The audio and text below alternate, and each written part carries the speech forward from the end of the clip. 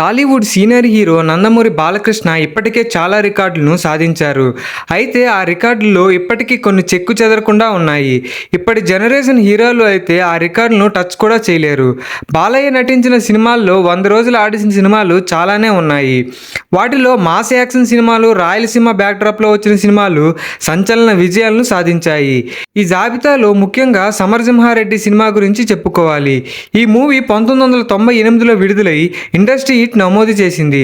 అప్పట్లో 104కు పైగా కేంద్రాల్లో ఈ సినిమా 100 రోజులు ఆడి టాలీవుడ్ చరిత్రలో సరికొత్త రికార్డు సృష్టించింది. 6 కోట్ల రూపాయల బడ్జెట్తో సమరసింహారెడ్డి మూవీని నిర్మించగా దాదాపు 30 కోట్ల గ్రాసు, 15 కోట్ల షేర్ వసూళ్లను అందుకొని నిర్మాతలకు లాభాలు పంట పండించింది.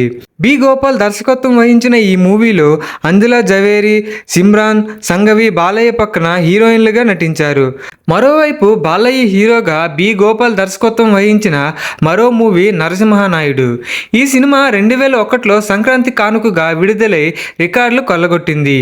ఈ మూవీ 105 కేంద్రాల్లో శతదినోత్సవ వేడుకలు జరుపుకుని వారేవా అనిపించింది.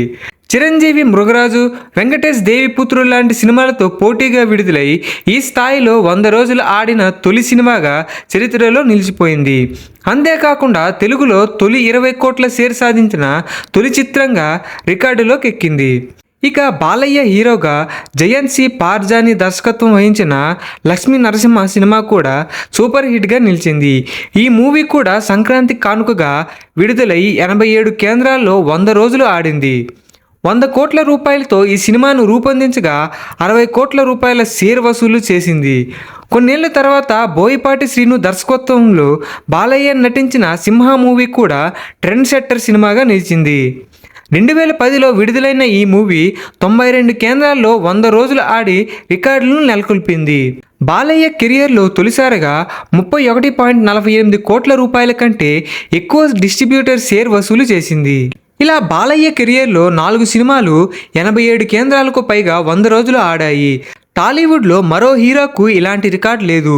చిరు, వెంకీ, పవన్, ఎన్టీఆర్, మహేష్, ప్రభాస్, రామ్ చరణ్, అల్లు అర్జున్ నటించిన చాలా సినిమాలు 87 కేంద్రాలకు పైగా 100 రోజులు ఆడిన 4 సినిమాలు ఏ ఇతర హీరో డిక్షనరీలో లేవు.